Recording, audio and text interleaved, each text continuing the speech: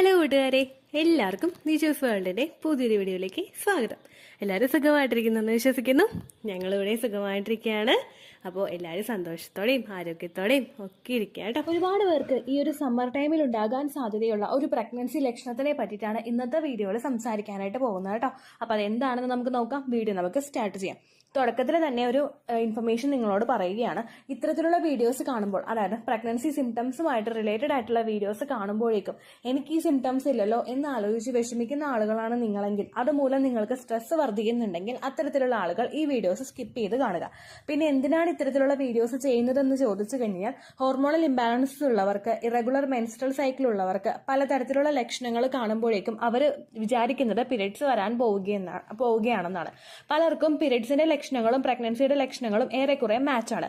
പക്ഷേ പ്രഗ്നൻസിയുടെ ലക്ഷണങ്ങളെ പീരിയഡ്സിന്റെ ലക്ഷണങ്ങളായിട്ട് തെറ്റിദ്ധരിച്ചിട്ട് പീരിയഡ്സ് വരാതായി കഴിയുമ്പോൾ പല ആളുകളും മെഡിക്കൽ സ്റ്റോറിൽ നിന്ന് മെഡിസിൻസ് ഉപയോഗിക്കുകയും പീരിയഡ്സ് ഇൻഡ്യൂസ് ചെയ്യാൻ വേണ്ടിയിട്ട് മറ്റുള്ള എക്സസൈസുകൾ ചെയ്യുന്നവരുമുണ്ട്. എല്ലാവർക്കുമൊക്കെ എക്സസൈസ് ചെയ്തതുകൊണ്ട് പ്രഗ്നൻസി നഷ്ടമാകുമൊന്നുമില്ല. പക്ഷേ ഓൾറെഡി എന്തെങ്കിലും ബുദ്ധിമുട്ടുള്ള ആളുകൾക്ക് നമ്മൾ ചെയ്യുന്ന പല മിസ്റ്റേക്സ് കൊണ്ടും പ്രഗ്നൻസി നഷ്ടമായി പോകാനായിട്ട് ചാൻസ് ഉണ്ട്.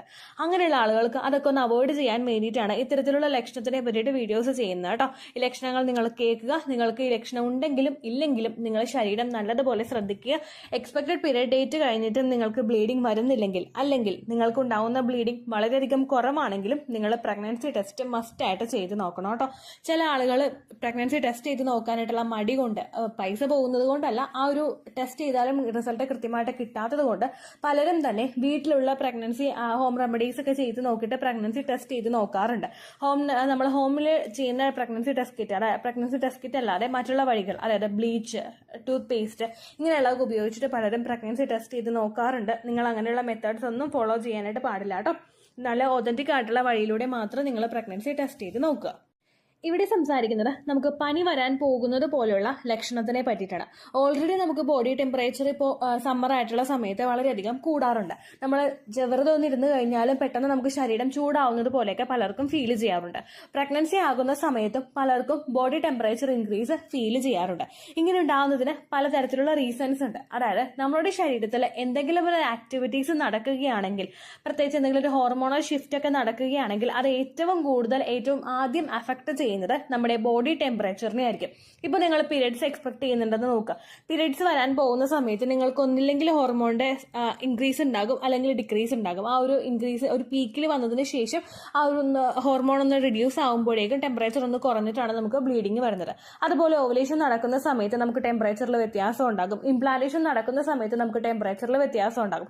ഇതെല്ലാം ഡയറക്റ്റ് ആയിട്ട് ഹോർമോൺസിന് റിലേറ്റഡ് ആയതുകൊണ്ടാണ് നമുക്ക് ബോഡിയിൽ അത്തരത്തിലുള്ള ചേഞ്ചസ് കാണാനായിട്ട് സാധിക്കുന്നത് കേട്ടോ. അതുപോലെ തന്നെ പല ആളുകൾക്കും ബ്ലഡ് സർക്കുലേഷൻ ഇൻക്രീസ് ആവുന്നതിന്റെ ഭാഗമായിട്ടും ഇത്തരത്തിലുള്ള ടെമ്പറേച്ചറിൽ വ്യത്യാസം അനുഭവപ്പെടാറുണ്ട്. നമ്മൾ പ്രഗ്നന്റ് ആകുന്ന സമയത്ത് നമ്മുടെ ബോഡിയിൽ ബ്ലഡ് സർക്കുലേഷൻ വർദ്ധിക്കാറുണ്ട്. നോർമലി എത്രത്തോളമാണോ സർക്കുലേഷൻ ഉണ്ടായത് അതിനേക്കാളും കൂടുതലായിട്ട് നമുക്ക് അവിടെ സർക്കുലേഷൻ സംഭവിക്കും. ഇതുണ്ടാവുന്നത് നമുക്ക് ആ ഒരു വെയിൻസ് ഒക്കെ ഒന്ന് എൻലാർജ് ആയിട്ട് കുറേ കൂടി എഫക്റ്റീവ് ആയിട്ട് ബ്ലഡ് സർക്കുലേഷൻ ഇൻക്രീസ് ആകാറുണ്ട്.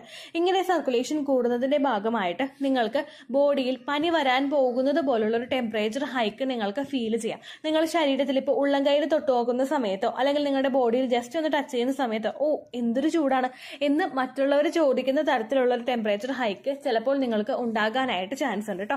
അതല്ലാതെ നേരെ മറിച്ച് നിങ്ങളിപ്പോൾ ഒരു ടെമ്പറേച്ചർ, ഒരു തെർമോമീറ്റർ വെച്ചിട്ട് നിങ്ങൾ ചെക്ക് ചെയ്യുകയാണെങ്കിൽ 100 ഡിഗ്രി സെൽഷ്യസിനേക്കാളും കൂടുതലായിട്ട് നിങ്ങൾക്ക് ടെമ്പറേച്ചർ പോകുന്നുണ്ടെങ്കിൽ അത് എക്സാക്റ്റ് ആയിട്ടുള്ളൊരു ഫീവർ നിങ്ങൾക്ക് വരുന്നത് കൊണ്ടാണ്. അത് പ്രഗ്നൻസിയുടേതാണെന്ന് വിചാരിച്ചിട്ട് ആരും ഇരിക്കേണ്ട ആവശ്യമില്ല കേട്ടോ. നമുക്ക് ഒരുപാട് ടെമ്പറേച്ചർ ഒന്നും പ്രഗ്നൻസി സമയത്ത് കൂടില്ല. ജസ്റ്റ് ഒരു 0.4 അല്ലെങ്കിൽ 0.6 ഒക്കെ ഡിഗ്രി ആയിട്ടായിരിക്കും നമുക്ക് ടെമ്പറേച്ചറിൽ അവിടെ ഇൻക്രീസ് വരാനായിട്ട് ചാൻസ് കേട്ടോ. ഈ ലക്ഷണങ്ങൾ ബ്ലഡ് സർക്കുലേഷൻ കൂടുമ്പോൾ നമുക്ക് ഇൻക്രീസ് ഉണ്ടാകുന്നത് പോലെ തന്നെ മറ്റു പല ബുദ്ധിമുട്ടുകൾ കൊണ്ടും നമുക്ക് ഇത്തരത്തിൽ ബോഡി ടെമ്പറേച്ചർ ഇൻക്രീസ് ഫീൽ ചെയ്യാറുണ്ട്. ഏറ്റവും ആദ്യത്തെ ഒരു റീസൺ ആണ് യൂറിനറി ഇൻഫെക്ഷൻ. പ്രഗ്നന്റ് ആകുന്ന പല സ്ത്രീകൾക്കും ഉണ്ടാകുന്ന ഒരു ബുദ്ധിമുട്ടാണ് യൂറിനറി ഇൻഫെക്ഷൻ എന്ന് പറയുന്നത്. നമുക്ക് ഇൻഫെക്ഷൻസ് ഉണ്ടാവാനായിട്ടുള്ള ചാൻസസ് പ്രഗ്നൻസി ആകുന്ന സമയത്ത് ഭയങ്കരധികം കൂടുതലാണ്. കാരണം നമ്മുടെ ബോഡി ഒരുപാട് വീക്കാണ് ആ സമയത്ത്. യൂറിനറി ഇൻഫെക്ഷൻ ഉണ്ടാകുന്ന സമയത്ത് നമുക്ക് ലോവർ അബ്ഡമൻ ഭാഗത്ത് വേദന വരികയും ബാക്ക് പെയിൻ ഉണ്ടാവുകയും ചെയ്യുന്നത് പോലെ തന്നെ നമുക്ക് ടെമ്പറേച്ചറും ചില ആളുകൾക്ക് കൂടാറുണ്ട്. പനി വരുന്നത് പോലുള്ള ഒരു സെൻസേഷൻ പലർക്കും ഫീൽ ചെയ്യാറുണ്ട് കേട്ടോ. രണ്ടാമത്തെ റീസൺ ആണ് ഡീഹൈഡ്രേഷൻ. ഡീഹൈഡ്രേഷൻ എന്ന് പറയുന്നത് നമ്മുടെ ശരീരത്തിൽ ആഡിക്വേറ്റ് ആയിട്ടുള്ള വാട്ടർ റിക്വയർമെന്റ്സ് ഇല്ലാത്ത അവസ്ഥ. ഒരുപാട് വെള്ളം നമ്മുടെ ശരീരത്തിൽ, നമ്മുടെ ഡേ ടു ഡേ ആക്ടിവിറ്റീസിന് വേണ്ടുന്ന വെള്ളം നമ്മുടെ ശരീരത്തിൽ ഇല്ലാത്ത അവസ്ഥ. നമ്മൾ നോർമലി കുടിക്കുന്ന വെള്ളം ആയിരിക്കരുത് ഇംപ്ലാന്റേഷൻ നടക്കുന്ന സമയത്തും ഓവുലേഷൻ നടക്കുന്ന സമയത്തും പ്രഗ്നൻസി ആയ സമയത്ത് നമ്മൾ കുടിക്കേണ്ടത്.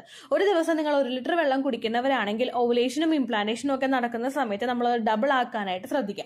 കാരണം ഇംപ്ലാന്റേഷൻ സക്സസ്ഫുൾ ആയിട്ട് കുഞ്ഞിന്റെ ഗ്രോത്തും ഡെവലപ്മെന്റ് ഒക്കെ വരണമെങ്കിലും ബ്ലഡ് സർക്കുലേഷൻ പ്രോപ്പർ ആയിട്ട് നടക്കണമെങ്കിലും നമ്മുടെ ശരീരത്തിൽ ആഡിക്വേറ്റ് ആയിട്ടുള്ള വാട്ടർ റിക്വയർമെന്റ് ഉണ്ടായിരിക്കണം. അതിന് വേണ്ടിയിട്ട് നിങ്ങൾ ധാരാളം വെള്ളം കുടിക്കാനായിട്ട് ശ്രദ്ധിക്കുക. ഇൻ കേസ് നിങ്ങളുടെ ബോഡിക്ക് നിങ്ങളുടെ മുൻപോട്ടേക്കുള്ള ആക്ടിവിറ്റീസ് ചെയ്യാൻ പാകത്തിനുള്ള വാട്ടർ റിക്വയർമെന്റ് ശരീരത്തിൽ ഇല്ല എങ്കിൽ അതിന്റെ ഭാഗമായിട്ട് നിങ്ങൾക്ക് ഡിഹൈഡ്രേഷൻ സംഭവിക്കാം. അതായത് നമ്മുടെ ശരീരത്തിൽ വെള്ളം കുറയാം. അപ്പൊ അതുമായിട്ട് ബന്ധപ്പെട്ടിട്ടുള്ള ഡ്രൈനെസ് നമുക്ക് സ്കിന്നിൽ കാണാനായിട്ട് സാധിക്കും. തൊണ്ട ഭയങ്കരമായിട്ട് വിളർച്ച നമുക്ക് ഉണ്ടാവാനായിട്ട് സാധിക്കും. വരൾച്ച നമുക്ക് ഉണ്ടാവാനായിട്ട് ചാൻസ് ഉണ്ടാകും. അതുപോലെ തന്നെ നമുക്ക് ബോഡി ടെമ്പറേച്ചറിലും വ്യത്യാസം അനുഭവപ്പെടാം കേട്ടോ. അപ്പൊ നിങ്ങൾ ഇങ്ങനെയുള്ള ബുദ്ധിമുട്ടൊക്കെ കാണുമ്പോഴേക്കും ധാരാളം വെള്ളം കുടിക്കാനായിട്ട് ശ്രദ്ധിക്കുക. അതുപോലെ മറ്റൊരു ബുദ്ധിമുട്ടാണ് നമ്മുടെ പ്രഗ്നൻസി ഹോർമോൺസ് ഇൻക്രീസ് ആവുന്നത്. ഈസ്ട്രോജനും പ്രൊജസ്ട്രോണും HCG ഇങ്ങനെയുള്ള എല്ലാ ഹോർമോൺസും പെട്ടെന്ന് തന്നെ ഷൂട്ടപ്പ് ആവുന്നു. അതുപോലെ തന്നെ പ്രൊജസ്ട്രോൺ ഹോർമോൺ നമ്മുടെ പ്രഗ്നൻസി സർവൈവ് ചെയ്ത് മുൻപോട്ടേക്ക് പോകണമെങ്കിൽ ശരീരത്തിൽ പ്രൊജസ്ട്രോണിന്റെ കണ്ടന്റ് ആവശ്യമാണ്. പ്രൊജസ്ട്രോൺ ഹോർമോൺ കൂടുന്നതിന്റെ ഭാഗമായിട്ടും നിങ്ങൾക്ക് ബോഡി ടെമ്പറേച്ചറിൽ ഇൻക്രീസ് ഫീൽ ചെയ്യാനായിട്ട് ചാൻസ് ഉണ്ട്. ഹോട്ട് ഫ്ലാഷസ് നിങ്ങൾക്ക് അനുഭവപ്പെടാനായിട്ട് ചാൻസ് ഉണ്ട് കേട്ടോ.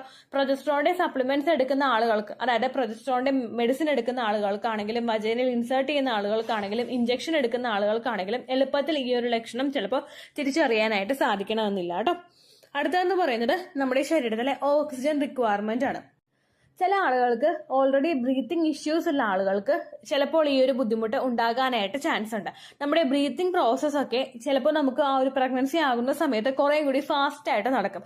ചില ആളുകൾക്ക് ഓൾറെഡി തന്നെ ആസ്മയുടെ ബുദ്ധിമുട്ടുകളും ബ്രീത്തിങ് ഇഷ്യൂസ് ഒക്കെ ഉള്ള ആളുകൾക്കും അതുപോലെ കുറച്ച് വണ്ണമുള്ള ആളുകൾക്കും ചിലപ്പോൾ കുറച്ചൊന്ന് നടന്നു കഴിയുമ്പോഴേക്കും ഭയങ്കരമായിട്ട് ബ്രീത്ത് എടുക്കാനായിട്ടൊക്കെ ബുദ്ധിമുട്ട് ഫീൽ ചെയ്യാറുണ്ട്. അങ്ങനെയുള്ള ആളുകൾക്കും ഇത്തരത്തിൽ ബോഡി ടെമ്പറേച്ചർ ഇൻക്രീസ് ഫീൽ ചെയ്യാനായിട്ടുള്ള ചാൻസസ് കൂടുതലാണ്. ഈ ടെമ്പറേച്ചർ ഹൈക്ക് നിങ്ങൾക്ക് ഫീൽ ചെയ്യുന്നുണ്ടെങ്കിൽ, എസ്പെഷ്യലി ഇംപ്ലാന്റേഷൻ നടക്കുന്ന സമയത്തൊക്കെ ഫീൽ ചെയ്യുന്നുണ്ടെങ്കിൽ നിങ്ങൾ ധാരാളം വെള്ളം കുടിക്കാനായിട്ട് ശ്രദ്ധിക്കുക. എത്രത്തോളമാണോ കുടിക്കുന്നത് അതിനേക്കാളും ഡബിൾ കുടിക്കാനായിട്ട് ശ്രദ്ധിക്കുക. വെള്ളവും അതുപോലെ വെള്ളത്തിന്റെ കണ്ടന്റ് അടങ്ങിയിട്ടുള്ള ഭക്ഷണങ്ങളും നിങ്ങൾ കൂടുതലായിട്ട് എടുക്കാനായിട്ട് ശ്രദ്ധിക്കുക. വാട്ടർമെലൺ കഴിക്കുന്നത് നല്ലതാണ്. പോമിഗ്രാനൈറ്റ്, മാതള നാരങ്ങ കഴിക്കുന്നത് നല്ലതാണ്. അതുപോലെ ക്യൂക്കുംബർ കഴിക്കുന്നത് നല്ലതാണ്. ഇതെല്ലാം വാട്ടർ റിക്വയർമെന്റ് ശരീരത്തിൽ ഇൻക്രീസ് ചെയ്യാനായിട്ട് സഹായിക്കും. അതുപോലെ തന്നെ മറ്റുള്ള ജ്യൂസസ് ഒക്കെ ആയിട്ട് നിങ്ങൾക്ക് കുടിക്കാൻ പറ്റുന്നുണ്ടെങ്കിൽ, നാരങ്ങ വെള്ളം കുടിക്കാനൊക്കെ ഇഷ്ടമുണ്ടെങ്കിൽ അങ്ങനെയൊക്കെ നിങ്ങൾ പ്രിപ്പയർ ചെയ്ത് കുടിക്കാനായിട്ട് ശ്രദ്ധിക്കുക. അതുപോലെ തന്നെ ശ്രദ്ധിക്കേണ്ട ഒരു കാര്യമാണ്, നമ്മൾ കൂടുതലായിട്ടും ഇത്തരത്തിലുള്ള ബുദ്ധിമുട്ടുകൾ കാണുമ്പോഴേക്കും അത് പനി വന്നത് കൊണ്ടാണെന്ന് വിചാരിച്ചിട്ട് കണക്കില്ലാതെ ഡോളോയോ പാരസെറ്റാമോളോ കഴിക്കാതിരിക്കുക. കാരണം ടെമ്പറേച്ചർ നമുക്ക് കൂടുന്നുണ്ടെങ്കിൽ നമ്മൾ ചെക്ക് ചെയ്ത് നോക്കിയിട്ട് ഹൈക്ക് നമുക്ക് ഫീൽ ചെയ്യുന്നുണ്ടെങ്കിൽ ആ സമയത്ത് നമ്മൾ ട്രീറ്റ്മെന്റ് എടുക്കണം. അതല്ലാതെ ചെറിയൊരു ചൂട് വരുന്നുണ്ട്, ജലദോഷം വരാനായിട്ടോ പനി വരാനായിട്ടോ പോവുകയാണെന്ന് വിചാരിച്ചിട്ട് അങ്ങനെ വെള്ളം ഉണ്ടെന്ന് വിചാരിച്ചിട്ട് ഇപ്പോഴേ ഡ്രസ്സ് പൊക്കുക എന്ന ഒരു പഴഞ്ചൊല്ല് പറയില്ലേ, അതുപോലെ നിങ്ങൾ ചെയ്യാതിരിക്കുക. പ്രഗ്നൻസി സമയത്ത് അൺവാണ്ടഡ് ആയിട്ട് ഒരു മെഡിസിൻസ് എടുക്കുന്നതും ശരീരത്തിന് നല്ലതല്ല. നിങ്ങൾക്ക് ഇപ്പോൾ മെഡിസിൻ ടെമ്പറേച്ചർ ഹൈക്ക് ഫീൽ ചെയ്യുന്നുണ്ടെങ്കിൽ നിങ്ങൾ ഒരു ദിവസം മെഡിസിൻ എടുത്തിട്ട് നോക്കുക. എന്നിട്ട് നിങ്ങൾക്ക് കുറവ് കാണുന്നില്ലെങ്കിൽ നിങ്ങൾ ഡോക്ടറെ സമീപിക്കുക.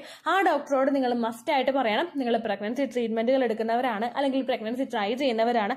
ഇത് നിങ്ങളുടെ ഓവുലേഷൻ ടൈം ആണോ ഇംപ്ലാന്റേഷൻ ടൈം ആണോ എന്നുള്ള കാര്യം ഡോക്ടറോട് കൃത്യമായിട്ട് മെൻഷൻ ചെയ്യുക.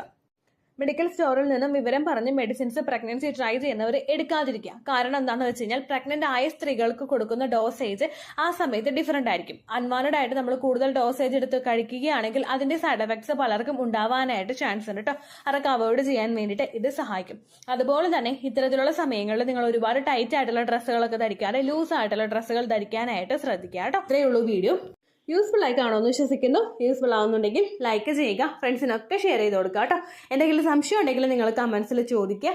പണ്ടത്തെ വീഡിയോയ്ക്ക് കമന്റ്സ് ഇടുന്നവർക്ക് റിപ്ലൈ ലഭിക്കുന്നില്ലെങ്കിൽ ലേറ്റസ്റ്റ് ആയിട്ട് ഞാൻ ഏത് വീഡിയോ ആണോ അപ്ലോഡ് ചെയ്യുന്നത് അതിന് താഴെ കമന്റ് ഒന്ന് കോപ്പി പേസ്റ്റ് ചെയ്യാനായിട്ട് ശ്രദ്ധിക്കുക കേട്ടോ. അതുപോലെ ഓവുലേഷൻ ഡേറ്റ് കാൽക്കുലേറ്റ് ചെയ്ത് തരാനായിട്ട് റിക്വസ്റ്റ് ചെയ്യുന്ന ആളുകൾ എത്രയാണോ സൈക്കിൾ ലെങ്ത് അത് മെൻഷൻ ചെയ്യാനായിട്ട് ശ്രദ്ധിക്കുക. സൈക്കിൾ ലെങ്ത് എന്നതുകൊണ്ട് ഉദ്ദേശിച്ചത് ഓരോ മാസവും എത്ര ദിവസം കൂടുമ്പോഴാണോ ബ്ലീഡിങ് വരുന്നത് അതാണ് സൈക്കിൾ ലെങ്ത്.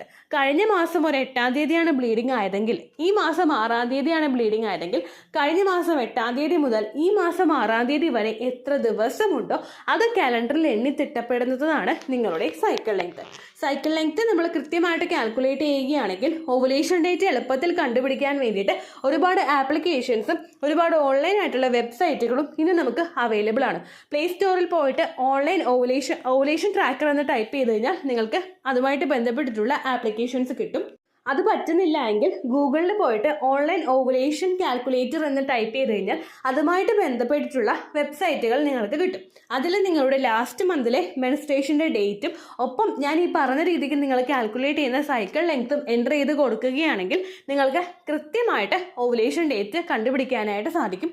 ഫെർട്ടൈൽ ടൈം പീരീഡും നിങ്ങൾക്ക് കിട്ടും. അതായത് എത്ര ദിവസം മുതൽ കോൺടാക്ട് ചെയ്ത് തുടങ്ങിക്കഴിഞ്ഞാൽ നിങ്ങൾ പ്രഗ്നൻ്റ് ആകും എന്നുള്ളൊരു ഡേറ്റും നിങ്ങൾക്ക് പ്രോപ്പറായിട്ട് കിട്ടും കേട്ടോ.